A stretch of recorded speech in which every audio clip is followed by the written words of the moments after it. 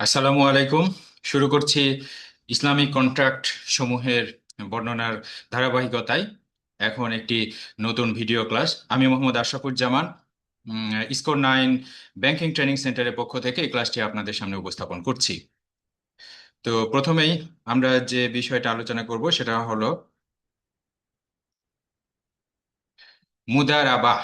Mudaraba deposit, এইটার ideal এবং reality সম্পর্কে আমরা আলোচনা করব।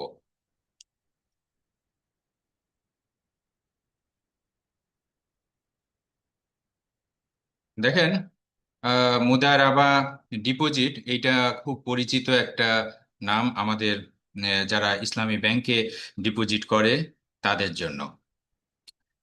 তো একটা জিনিস মনে রাখবেন, এই যে মুদারাবা ডিপোজিট, এই শব্দটা একটা ভুল শব্দ।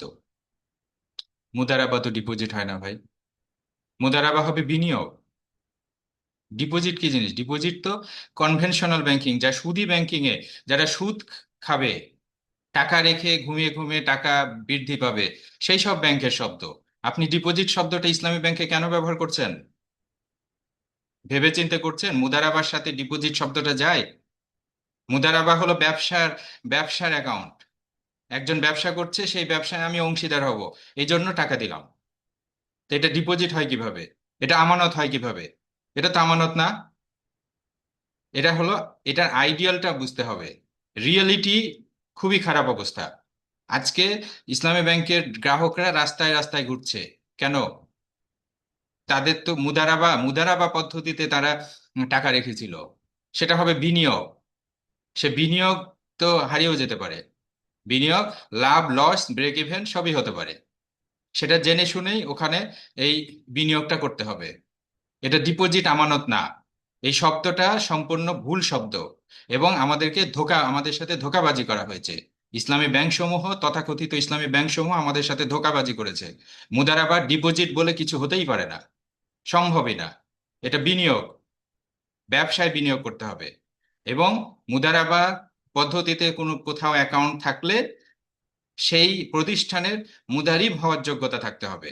মুদারিব হওয়ার যোগ্যতা হলো তাকে ব্যবসা করতে হবে, যে ব্যবসা লাভজনক ব্যবসা। আপনাকে দেখতে হবে, যারা এখানে বিনিয়োগ করবে তারা দেখবে যে এখানে লাভজনক কিনা, এই ব্যবসাটা লাভজনক কিনা, এটা চলমান কিনা, রানিং কিনা, এবং ব্যবসাটা সুবিধাজনক কিনা, এখানে আমি বিনিয়োগ করব কিনা, সেটা হিসাব নিকাশ করে মানুষ এখানে মুদারাবা পদ্ধতিতে বিনিয়োগ করবে।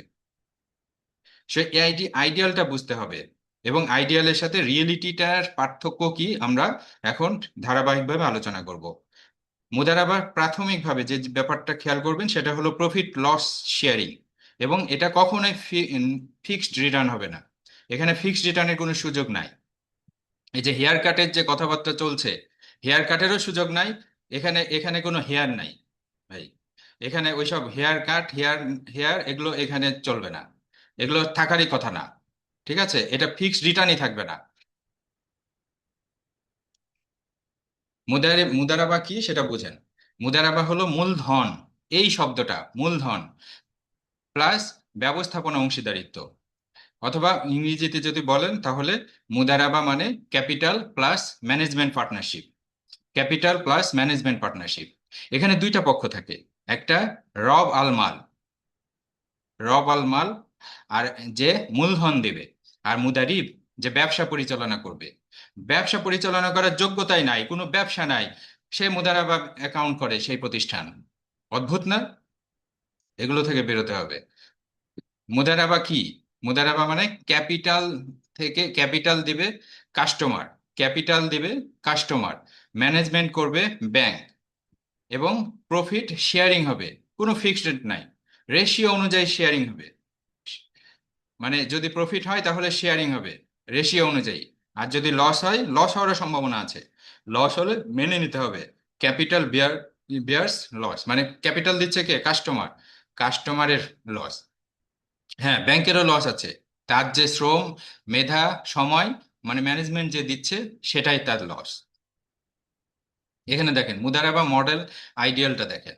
ডিপোজিট হলো রবুল মাল, এটা প্রোভাইডস ক্যাপিটাল, মানে ডিপোজিটর। আমরা এই যখন প্রকৃত ইসলামী ব্যাংকিং করব, এই ডিপোজিটর শব্দটা রাখবো না, বিনিয়োগকারী রাখবো। আমরা বোঝার সুবিধার্থে এখানে ডিপোজিটর শব্দটা ব্যবহার করছি। এই ডিপোজিটর শব্দটা ইসলামী ব্যাংকিং এর জন্য প্রযোজ্য না। যদি আমানত করতেই হয় তাহলে ওটা লকারে রেখে দিব, ওই টাকা নাড়বো না। ওই টাকা খরচ করার অনুমতি নিয়ে তারপরে লাভ করে তারপরে আবার মানে সুদে খাটিয়ে তারপরে আবার রিজার্ভ, ফ্র্যাকশনাল রিজার্ভ ব্যাংকিং করবেন, সুদী ব্যবসায়ী যারা করে তাদের পদ্ধতি অনুসরণ করবেন, এইটা চলবে না প্রকৃত ইসলামী ব্যাংকিং এ। এইখানে সোজা সাপটা কথা, এটা বিনিয়োগ, বিনিয়োগ, এটা ইনভেস্টমেন্ট। ঠিক আছে, এখানে ক্যাপিটাল হিসাবে আসবে, টাকাটা ক্যাপিটাল হিসাবে আসবে। এবং আমি আবারও বলছি, এই বিনিয়োগ কোনো ব্যক্তিকে করা যায় না, বিনিয়োগ করতে হয় ব্যবসায়। বিনিয়োগ গ্রহীতা বলে কোনো শব্দ পৃথিবীতে অস্তিত্ব নাই, এটা মিথ্যা কথা। বিনিয়োগ গ্রহীতা বলে কেউ নাই, সম্ভবই না। বিনিয়োগ করতে হয় ব্যবসায়। তো প্রোভাইড ক্যাপিটাল, মানে এই টাকাটা ক্যাপিটাল হিসেবে আসবে। এই ক্যাপিটাল কোথায় আসবে? ব্যাংকের কাছে আসবে, এবং ব্যাংক ব্যাংক এটা ম্যানেজ করবে, manage and operates the business. মানে বিজনেসে এটা খাটাবে, মানে সরাসরি বিজনেসে চলে যাবে, ব্যাংকের মাধ্যমে বিজনেসে ঢুকে যাবে। এই রিয়েল বিজনেসে ঢুকবে, প্রকৃত বিজনেস, ওই সুদি বিজনেস না, সুদি কারবারে ঢুকবে না। ঠিক আছে, এখানে ট্রেড থাকবে, প্রোডাকশন থাকবে, সার্ভিস থাকবে, ইনভেস্টমেন্ট থাকবে। যদি আপনি ইসলামী ব্যাংকিং করেন আপনাকে এই কাজগুলো করতে হবে। অনেকেই বলে থাকেন এটা তো ব্যাংকের জন্য সম্ভব না। তাহলে সাইনবোর্ড থেকে ভাই ইসলামী শব্দটা মুছে ফেলেন। যদি আপনার আল্লাহ ব্যবসাকে হালাল করেছেন, আপনার সুদের কারবারকে হালাল করেননি। সুতরাং আপনার যদি এটা করতে কষ্টই হয়, সাইনবোর্ড থেকে ইসলামী শব্দটা মুছে ফেলেন। কারণ আপনাকে অবশ্যই ট্রেড, প্রোডাকশন, সার্ভিস, ইনভেস্টমেন্ট করতে হবে। তারপরে এখান থেকে যে প্রফিট হবে সেই profit generated from the real business, প্রকৃত ব্যবসা থেকে মানে উৎপন্ন যে আয়, সে আয়টা শেয়ার করব ব্যাংক এবং এই যে বিনিয়োগকারী, হ্যাঁ, মানে বিনিয়োগকারীর মধ্যে, যেটাকে আমরা এখন ডিপোজিটর বলছি কিন্তু এটা আসলে বিনিয়োগকারী হয়ে যাবে। Share of profit as per agreement, agreement অনুযায়ী। ঠিক আছে, আর যদি লস হয় তাহলে ক্যাপিটাল অনুযায়ী লস হবে। এখানে লক্ষ্য করেন, if loss occurs capital loss will be borne by the depositor বা রব আল মাল unless it is due to negligence or misconduct of the bank.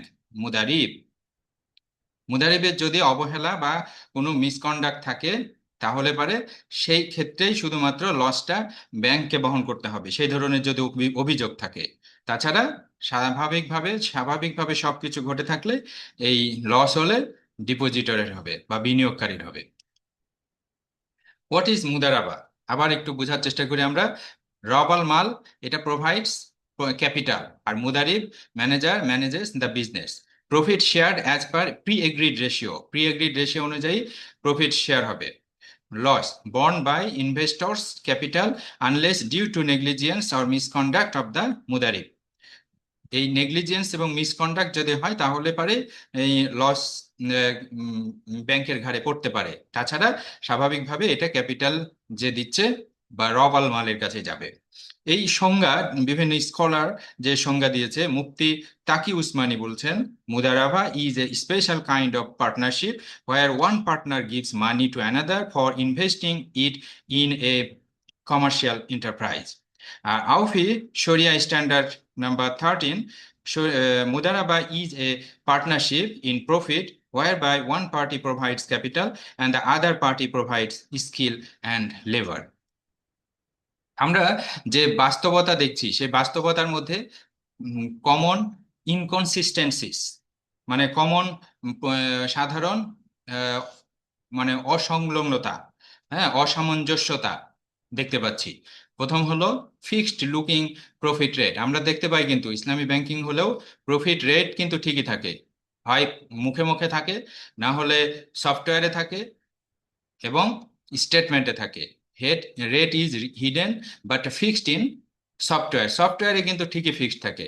অথবা সার্কুলার, আপনি যদি ইন্টারনাল সার্কুলারগুলো নেন তাহলে দেখতে পাবেন ব্যাংকের ইন্টারনাল সার্কুলারগুলোতে রেট ঠিকই লেখা থাকে। এবং এই ক্যালকুলেটেড, এটা হিসাবও করা হয় ইন্টারেস্টের মাধ্যমে, ইন্টারেস্টের মতো এই সফটওয়্যারে হিসাব করে কিন্তু ইন্টারেস্টের মতো, রেশিও অনুযায়ী না। কারণ আসলে তো ওরা ব্যবসা করে না ভাই, ব্যবসা করলে তো স্বাভাবিকভাবে ব্যবসার টাকা ভাগাভাগি হবে রেশিও অনুযায়ী, এটাই স্বাভাবিক। রেট, ওরা রেট ধরেই হিসাব করে, তাছাড়া হিসাব মেলাতে পারবে না তো, কারণ ওই অ্যাকাউন্টিংটাই হলো ইন্টারেস্ট বেসড অ্যাকাউন্টিং। তো তারপরে প্রফিট শেয়ারিং ইন নেম, মুখে মুখে বলে যে হ্যাঁ প্রফিট শেয়ারিং, কিন্তু interest in practice. Rate pre determined internally, pre ডিটারমাইন্ডই থাকে, same as interest based system. তারপরে ইন্টারেস্ট বেসড ইন্টারনাল ট্রানজ্যাকশন, দেখবেন যে ব্রাঞ্চ থেকে হেড অফিসের যে ট্রানজ্যাকশনটা ইউজড ফিক্সড আইবিটিএ রেট, এই সার্কুলারগুলোতে লেখা থাকে, এবং সফটওয়্যারে এই আইবিটিএ রেট একদম ফিক্সড করা থাকে। যার ফলে হেড অফিস থেকে যদি ব্রাঞ্চে কোন টাকা আসে অথবা ব্রাঞ্চ থেকে হেড অফিসে টাকা পাঠানো হয়, তাহলে এই আইবিটিএ রেটটা অনুযায়ী তারা মানে তথাকথিত প্রফিট পায় আর কি, সুদ পায়। নো ট্রান্সপারেন্সি ফর ডিপোজিটর, ডিপোজিটরের জন্য কোনো কিন্তু স্বচ্ছতা নাই, স্বচ্ছ কোনো ইনফরমেশন নাই। Depositor doesn't know where money is invested, তারা জানে না তার টাকা কোথায় ইনভেস্ট হচ্ছে। How profit or loss is earn, কিভাবে প্রফিট বা লস আর্ন করা হচ্ছে এটা তাদেরকে বলা হয় না। No real investment but financing, কোনো রিয়েল ইনভেস্টমেন্ট নাই বাট ফাইন্যান্সিং আছে। ফাইন্যান্সিং মানে হলো লোন দেওয়া আসলে। Major funds go to by মুরাবাহা, এই বাই মুরাবাহার নাটক করে আমরা দেখেছি যে আসলে লোন দিয়ে থাকে। আর আদার ডেট লাইক ফাইন্যান্সিং করা হয়ে থাকে। ইসলামিক ইন নেই, নামে ইসলামিক কিন্তু কনভেনশনাল ইন স্ট্রাকচার, স্ট্রাকচারটাই তো আপনি কনভেনশনাল করে রেখেছেন। আপনি একটা সাইনবোর্ডগুলো ধরেন ঢেকে দেওয়া হলো, আপনি যে কোনো একটা কনভেনশনাল ব্যাংকে যাবেন আর একটা ইসলামী ব্যাংকে যাবেন, কোনো পার্থক্য দেখতে পান কিনা বলবেন। শুধু লোগোগুলো যদি ঢেকে দেওয়া হয় আপনার পক্ষে বলা সম্ভব না এটা ইসলামী ব্যাংক। তারপরে risk in depositors, bank is always safe, মানে ডিপোজিটরের যত রিস্ক, এই যে এখন রাস্তায় রাস্তায় মানুষ ঘুরছে আন্দোলন করছে তাদের আমানতের টাকা, এখন কি রিস্ক কার? রিস্ক সব ডিপোজিটরের। ইসলামিক কন্ট্রাক্টস অন পেপার, শুধুমাত্র পেপারে ওই কন্ট্রাক্ট গুলো হয় এখন, but fixed return system in operation, fixed return system অপারেশনে যে fixed return system. Risk is depositors, ডিপোজিটরের রিস্ক, রিস্ক। আর ব্যাংক ইজ অলওয়েজ সেফ, এটা ও আচ্ছা রিপিট হলো। ব্যাংক ডিডাক্টস অল কস্ট, প্রথমে ব্যাংক সমস্ত কস্ট গুলোকে আগে বাদ দেয় এবং ইনশিওরস ইট ওন প্রফিট, নিজের প্রফিটটা নিয়ে নেয়। এখন যে ব্যাংক টাকা দিতে পারছে না, ব্যাংক চলছে না, কোনো মানে লেনদেন নাই, তাহলে দেখেন যে তাদের কস্ট যেটা, তাদের ব্যাংকের যে বেতন ভাতা সবকিছু, সবকিছুই চলছে, কিন্তু গ্রাহকের টাকা দিতে পারছে না। এইটাই এইটাই হলো, এই জন্যই বলছি ব্যাংক ইজ অলওয়েজ সেফ, কিন্তু রিস্ক হলো সব ডিপোজিটরের। নো ডিটেইলড প্রফিট ইনফরমেশন, কোন প্রফিট ইনফরমেশনের কোন ডিটেল ইনফরমেশন আপনি পাবেন না। ডিপোজিটর সিজ অনলি ফাইনাল প্রফিট, আপনার স্টেটমেন্ট দেবে, আপনি স্টেটমেন্টের উপর লেখা থাকবে যে 10% প্রফিট পেয়েছেন এই বছর, ঠিক আছে? ওই গত বছর 9% পেয়েছিলেন অথবা গত বছর 12% পেয়েছিলেন, এখন তো ব্যাংকের অবস্থা খারাপ, এখন 10%। ইসলামী ব্যাংক তো এটা কম বেশি হবে। খুব সুন্দর।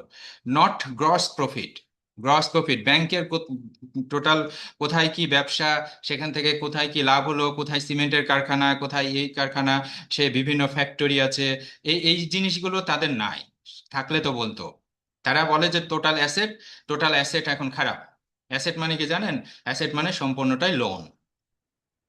তো লোন যদি যাদের অ্যাসেট হয় তারা ইসলামী ব্যাংকিং হয় কিভাবে, তারা ইসলামী ব্যাংকিং করে কিভাবে? তারপরে লো রিস্ক ইনভেস্টমেন্ট লো রিটার্ন, এটা আসলে এই সকল ব্যাংকের জন্যই প্রযোজ্য। এখানে investment low risk product lead করে এবং টু লো রিটার্ন ফর ডিপোজিটরস, মানে ডিপোজিটরের জন্য খুব সামান্য লাভ। তারপরে ideal not final implemented, ideal মানে যেটা আদর্শ, এই যে মুদারাবাদ যে আদর্শ, সেখানে ডিপোজিটররা ডিপোজিটররা বিনিয়োগকারী হবে, তারা শেয়ার হোল্ডার হবে, শেয়ার হোল্ডারের মতো মর্যাদাবান হবেন, কিন্তু তারা সেই মর্যাদা পান না। রিয়েল ইসেন্স অফ পার্টনারশিপ এবং অ্যান্ড রিস্ক শেয়ারিং, এই যে পার্টনারশিপ এবং risk sharing is not fully practice, এই যে 10টা অসামঞ্জস্য, এইটা আমরা ইসলামী ব্যাংকে খুঁজে পাই। এটা কিসের মধ্যে খুঁজে পাই? মুদারাবার মধ্যেই খুঁজে পাই, শুধুমাত্র মুদারাবার আমি 10টা অসামঞ্জস্য এখানে দেখালাম।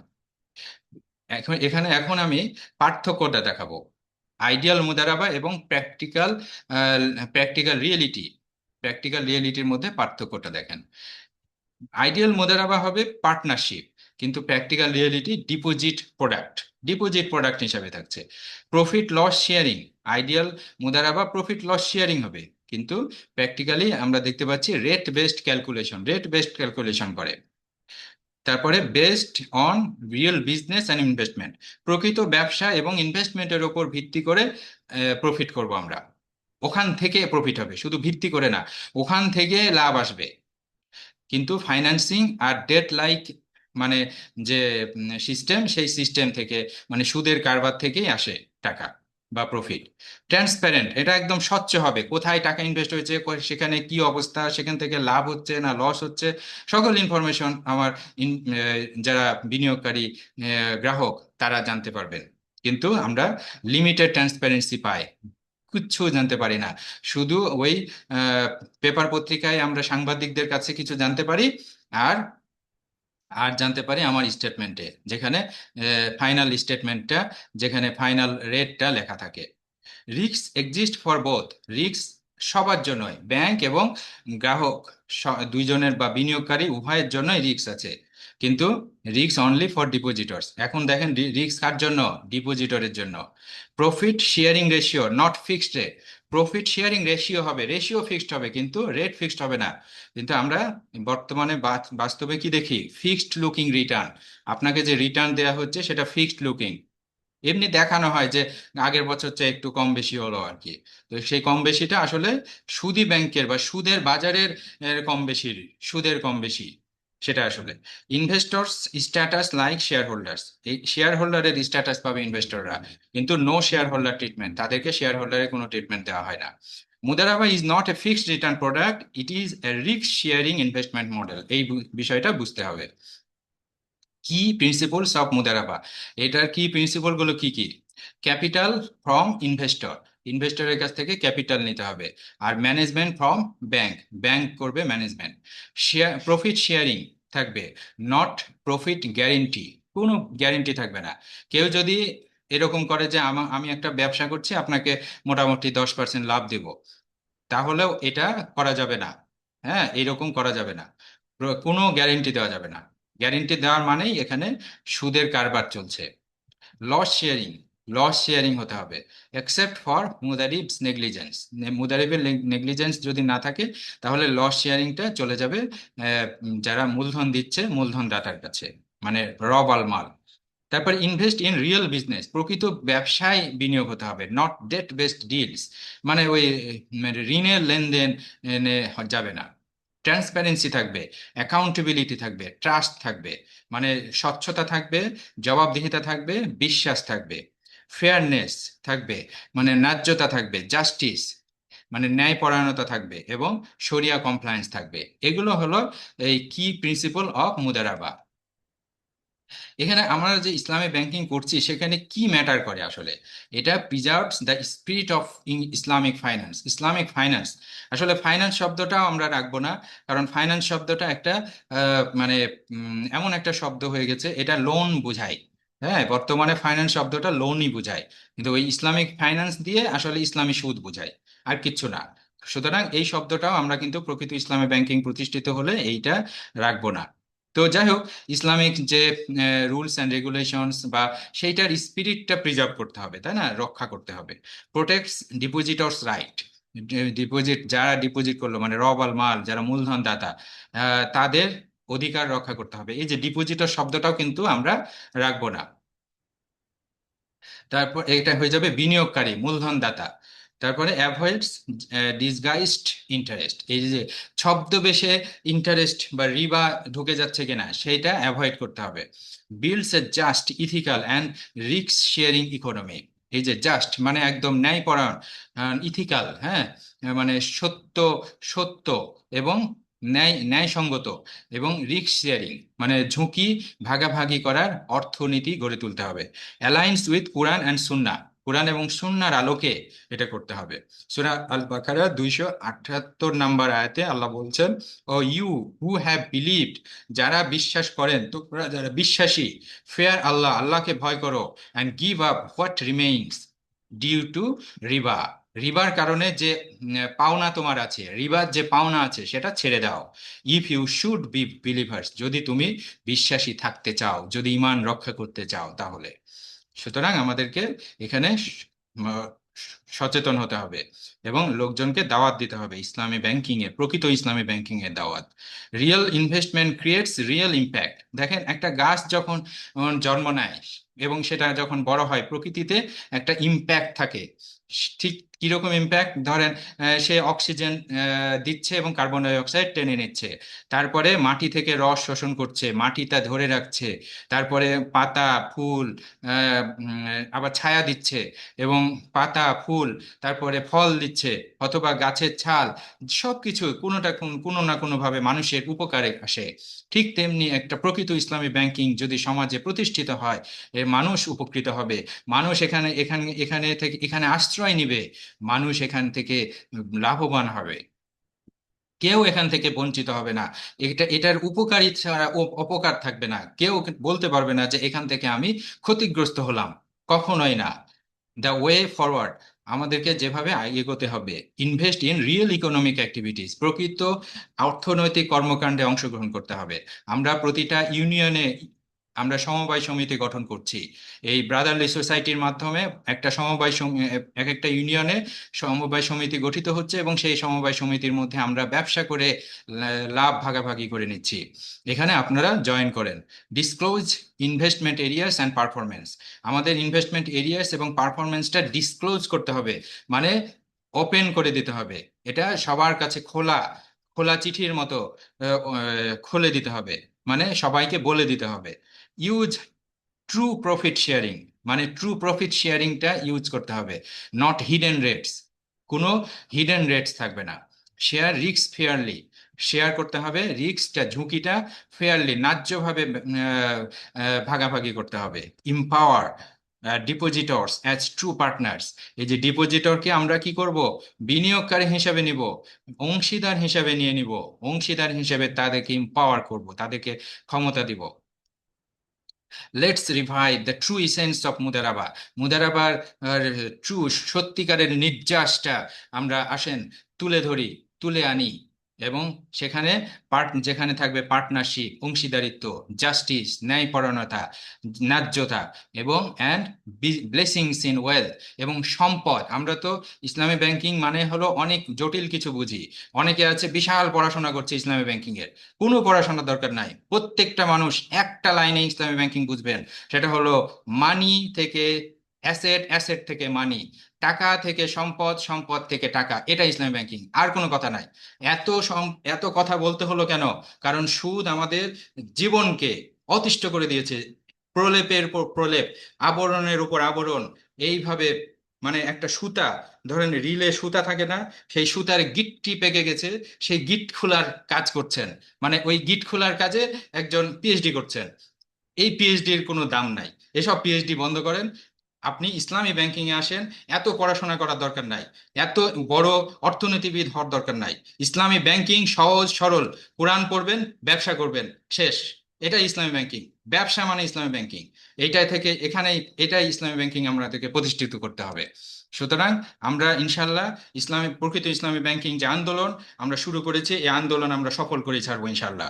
আমরা সবাই দলে দলে এই ইসলামী ব্যাংকিং আন্দোলনে জয়েন করি। আমরা প্রকৃত ইসলামী ব্যাংকিং প্রতিটা গ্রামে গ্রামে, প্রতিটা ইউনিয়নে, সব জায়গায় গঠন করব, সমাজে প্রতিষ্ঠা করব।